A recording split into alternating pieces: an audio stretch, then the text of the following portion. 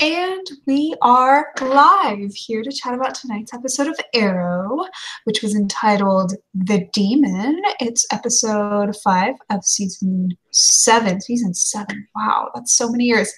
And super exciting, joining me tonight. You've seen her before. Miss Rami is here. Rami, say hi. Hi, how are you? How is everybody? I'm good. I'm sure everybody else is good too. I'm sure everybody else is excited to see you as well. So I want to kick us off with our ratings because I know we have a lot to discuss tonight, because not only do I want to hear your thoughts about tonight's episode, I'm really curious just to hear what you thought of the season overall, because I feel like 5 episodes into a season, we kind of have a sense of direction now. We kind of have a sense of the tone, the approach to the characters, and I'm very curious. We have some watching. I want to hear your rating, Rami, on a scale from 1 to 5, just for tonight's episode. 1 being you hated it and there was nothing good about it, and 5 being you loved everything about it. It was a flawless episode. What would you rate tonight's episode? I think I would give it a 6, 7. Okay. Mainly because I didn't like all the storyline about Curtis. Yeah. I mean, I really care about Diggle, and I think, and I hope he will find his way back to the team. Yeah. But I really don't care what Curtis does, or his missions, or his 200.5 degrees. I don't know. Yeah. And his 14 PhDs or something. He went to college like at 5. Like, yeah, And I really like Oliver Prison with Talia. Mm-hmm. Those scenes were really great, and the action scenes, I think they were really, really cool this episode. And I kind of enjoyed Felicity with Black Siren. I've never said I would say this, and she's being like the least annoying side character right now. It's like, I'm actually surprised how well Beth is writing Black Siren. And yeah, I really enjoyed Felicity, fighting for Oliver and kind of dismantling all this evil plan that was going on, and right on time. I mean, she got help, but she realized right on time. And I know, I'm really glad that part of the psycho doctor is over, because it was kind of... Yeah, I have so many questions about the psycho doctor. Yeah, it was so Arkham, but like I never expected there was like a psycho doctor inside of Slapside. I really thought that the main villain were gonna be like the villains inside of Slapside, and so that was weird. But yeah, I think it was nice. I see a lot of people in the chat agreeing with you as well. I think your rating, when you convert it to the 1 to 5 scale, is very similar to Stormy's. Stormy says she gives this episode a 3.5 minus the Curtis scenes, which just dragged, which is really similar to what you said as well. Suzanne says she loves when Rami is the guest. It makes for a great show. I quite agree. Carrie says he was engrossed in Ollie's prison story. He was legit in fear for his safety. The storytelling and the scene setting sold the tension. Yes, I want to jump on that. First of all, I would say my rating is like probably around there as well, like 3.5, 3.7 out of 5. But the prison storyline really got to me, and the tension, something about having an action scene in a room where there's medical equipment just gives me anxiety in a good way. It gets me into the story, because I'm like, there's scalpels and needles and sharp things around, and it just gives me anxiety. There was a lot of tension. Stormy says they gave Curtis like 20 PhDs. Where are the people who complained about Felicity's dual masters to complain about this? Yeah, I like the premise of the storyline they gave Curtis. I just didn't understand what the point was of giving it to Curtis. Was it just so we could see him bond with Diggle, do you think? I think maybe it wasn't his contract. I don't know. The actor had like 1 episode to focus on him, because why would Diggle not being on the field with him, and he was like his backup or support or whatever, he was in the comms, and yeah, it felt a little bit forced to me.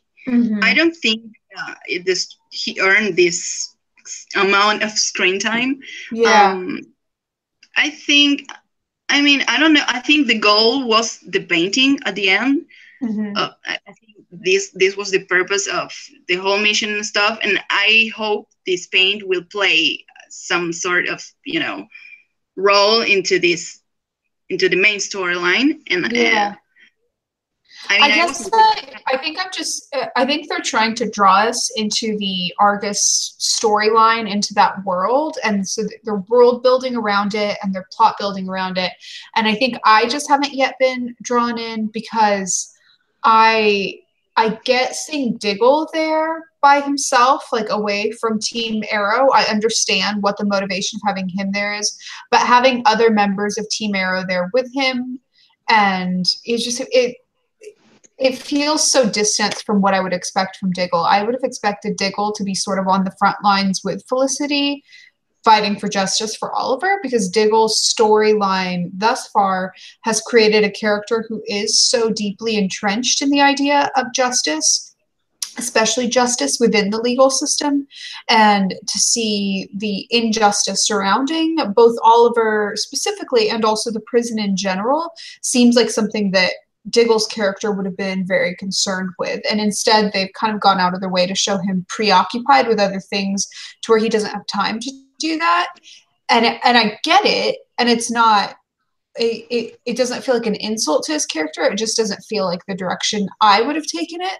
But that said, there are things, like directions they've taken characters, like you've mentioned Black Siren, where like, previous me, I would have been like, I'm so over this character. They've ruined all possibility of me. Like, but this season, I'm like, oh, maybe I like a couple lines now that maybe she's kind of interesting sometimes. Maybe she's actually kind of helpful when nobody else is paying attention to like, they're really getting me with her. So that almost goes in my positives category. I do think they're ruining the character of Black Siren by redeeming her in the long term, but in the short term, she's kind of interesting. I don't know. What did you think of the girl trio tonight? I mean, I've been asking for female team ups ever since Arrow had female characters on the team, but I mean, I enjoyed it.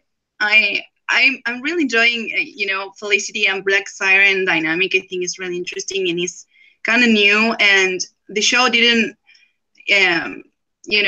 let that happen before. They had minimum interaction. I think Black Siren was like something apart from the team, and she was like her own thing, and they never allowed her to interact with not even Oliver or Dinah, but in a very bad way. So I think it was interesting to see Black Siren actually being helpful and not a sidekick to a villain, but a sidekick to a hero. Yeah. I think I don't know. I think Katie and Emily played very well those scenes, and it was kind of funny. Yeah. I mean, I think they wanted to play like light, and I think Dinah, complimented well, but it wasn't about the trio. I think they are focusing on Black Siren being redeemed or whatever. So yeah, I enjoy it. I mean, it's not like I rather have scenes with Black Siren and Felicity than Diggle and Felicity, but I'm not hating her this time. Right.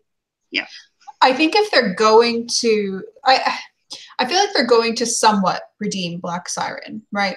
And in the process, I think they will, in the end, that will destroy her character for plot purposes, because her character serves plot purpose as an anti-hero or a villain, but her character as a hero, as a lawyer hero, has already been killed off. She doesn't have like the same plot purpose. She doesn't fill the same niche. Whereas here, she's this anti-hero. She's cool. They don't have enough women like that, right? So she fills a niche. Yeah. However, if they are going to redeem her, that journey, that process, it does make sense for that to be alongside Felicity, because Felicity's character thus far has been set up as like the hero whisperer. She's the one who gets people where they need to go on their hero journey.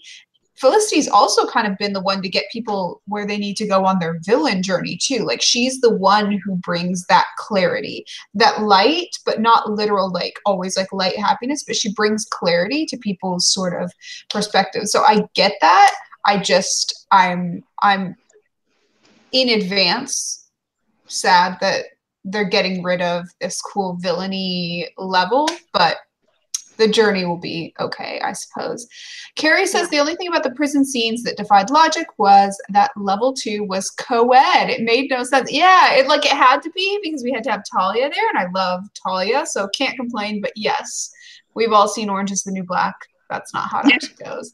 Stormy says Diggle has been more supportive of Dinah and Curtis than of Felicity. That's not the Diggle I know and love. That's very true. She also theorizes that the painting might point to Oliver's half-sister, Emiko, and pointed out that they're bringing up Robert a lot.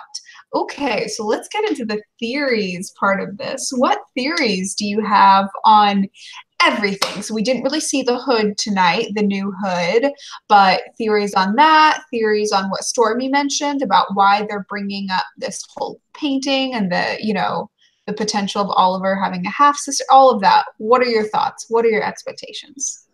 At first, I was really sad that they were going to replace Thea with Emiko. Yeah.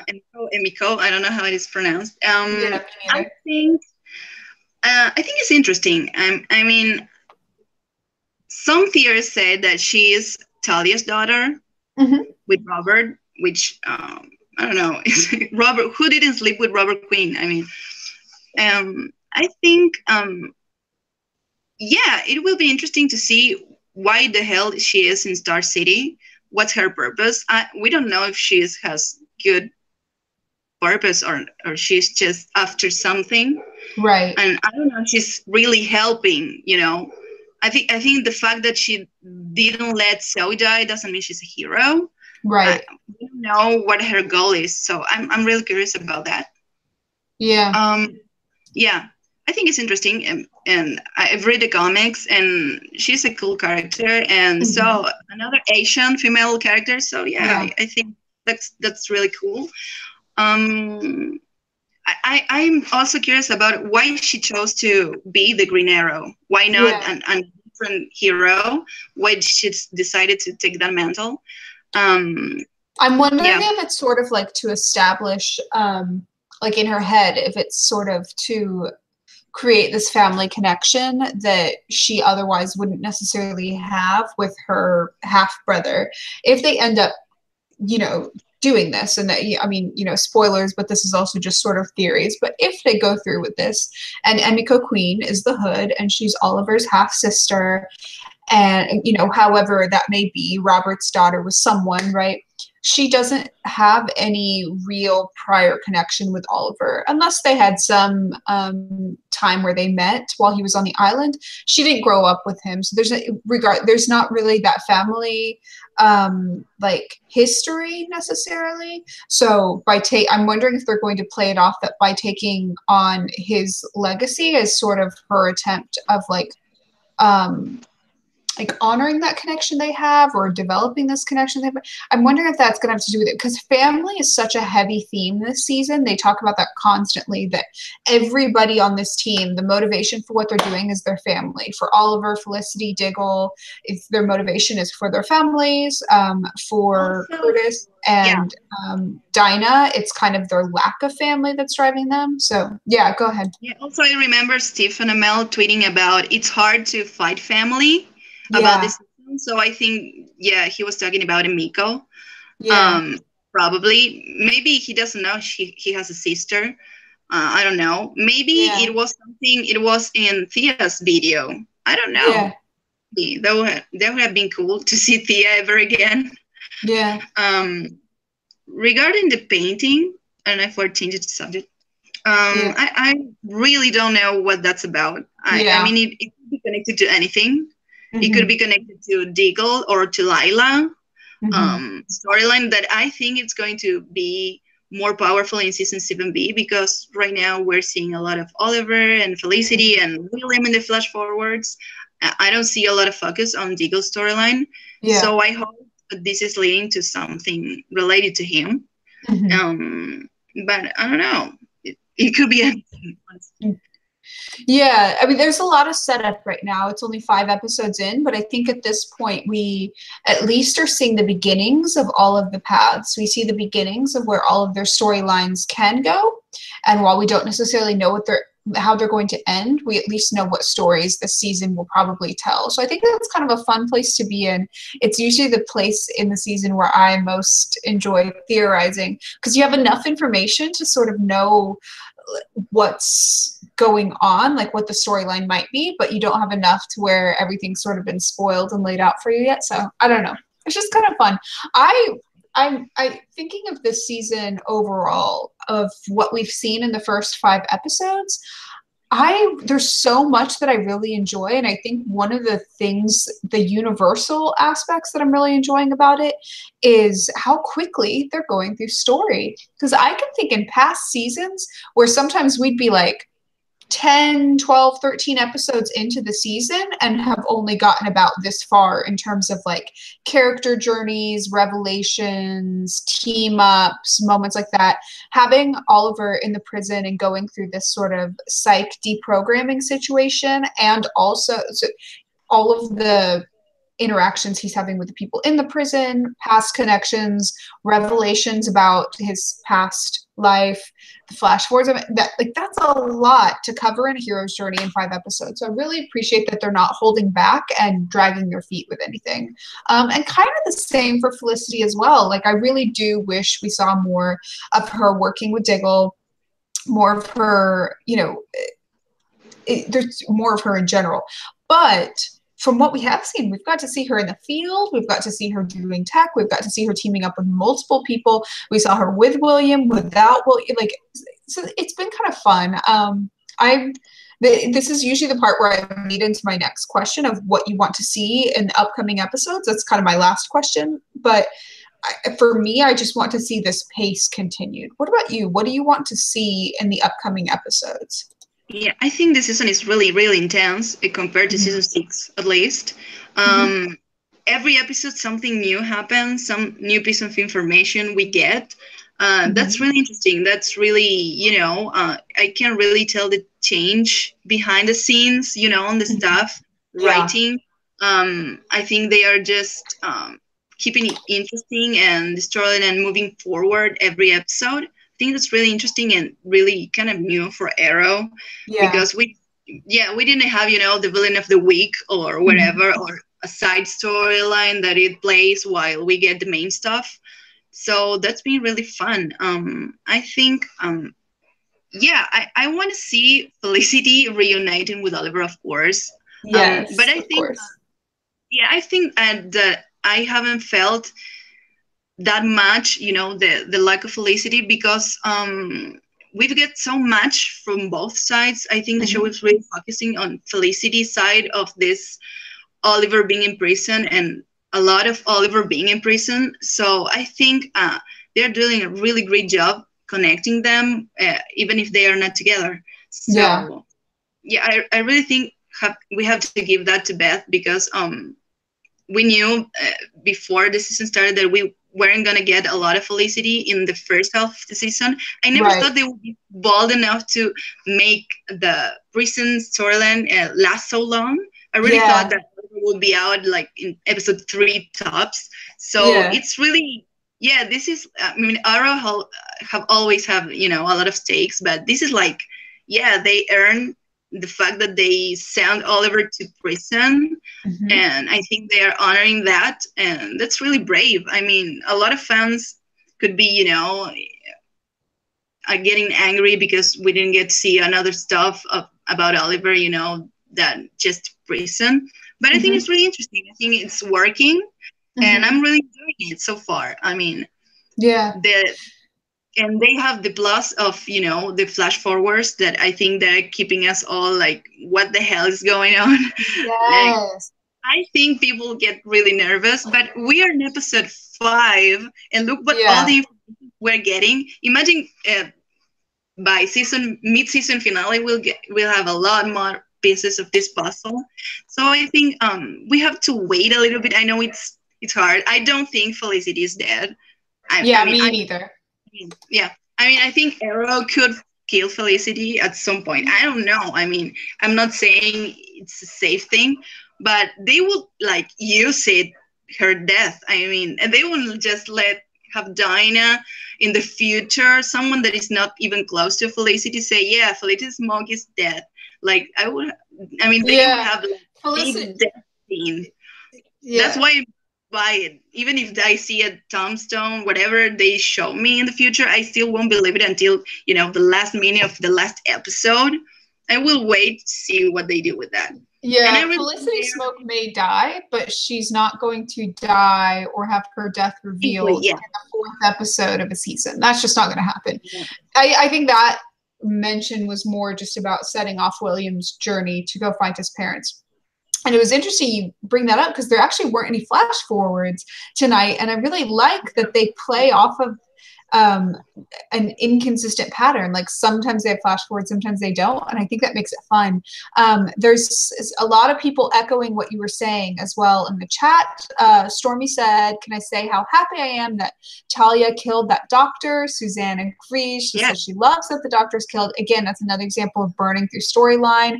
Carrie says he feels like the writers took Steven's advice to heart. Do this season like it's the last, but hope it's not. They've let loose with the storytelling. Another comment in the chat saying she's heard season 8 is already signed. Stormy says, like you, she's waiting on the Elicity reunion. I am as well, but they have things to work through. They're clearly focused on their family.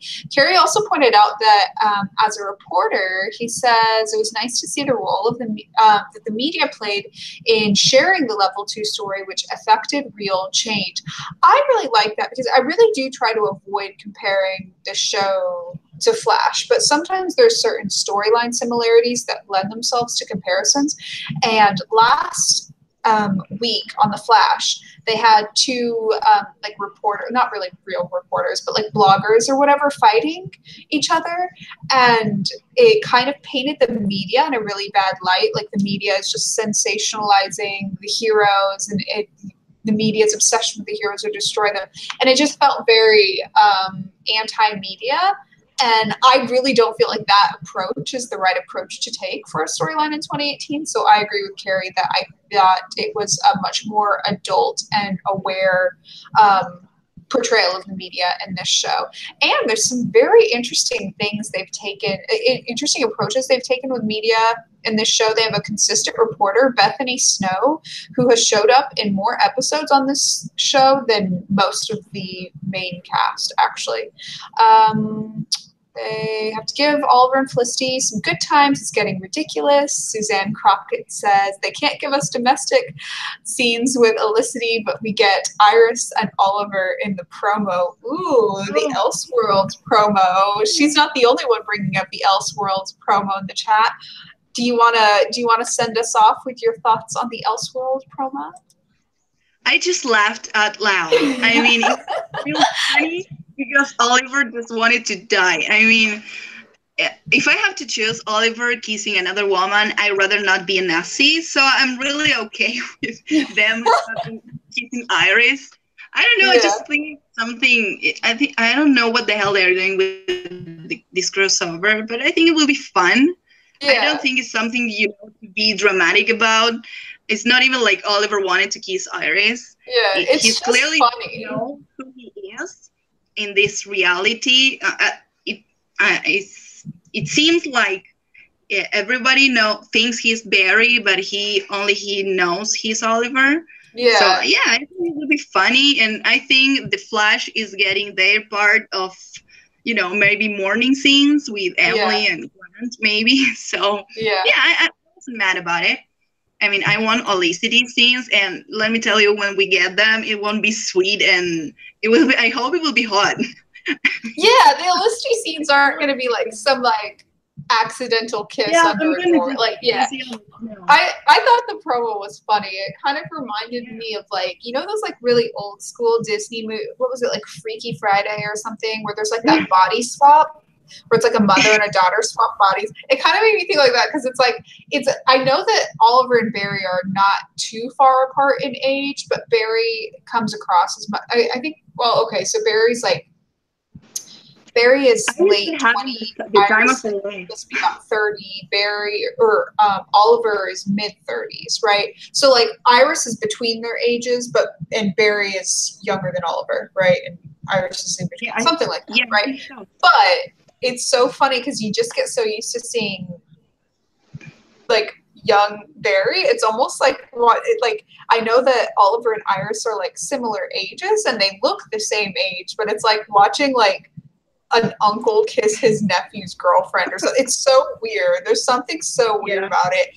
And there's something like oddly incesty because the Flash is also kind of like oddly I don't know. There was like something about it. I was like, but it's really funny, like in a funny way. Like it didn't bother me. It was like, this is fun. Wouldn't worry about it. Suzanne agrees it was hysterical. Carrie says Iris always been damn near every woman in the Arrowverse, including Overgirl. Yeah, they really, like, Oliver's really made his rounds. Story says they photoshopped Oliver's head onto Barry's body. She's referring to the picture in the background. Oh, it was so funny. Barry's teeny weeny skinny self with Oliver's head. It's so funny to me. I have no problem. Like, it doesn't, like, it's, I'm we can possibly take that seriously. It's like, we can possibly take that seriously. It's too funny. I think it will be hilarious. Yeah, absolutely. Yeah. Well, on that note, I will let you all go because I kept you all 6 minutes over time, but I just couldn't let Rami go. She has such good thoughts. If you guys want to continue to chat with her, ask her questions about Arrow, hear her Arrow thoughts, see her fantastic Arrow art that she does for many DC shows, actually, you can find her at, where can they find you, Miss Rami? Olicity Dreams on Twitter and Claralicity Swan on Tumblr. I've recently started to blog again about all my rantings about Arrow. So, And I have her information already linked in the description down below, so you can go chat with her. And with that, I will let you all go. Thank you so much for joining me, chatting with me, and I will see you guys same time, same place next week. Bye.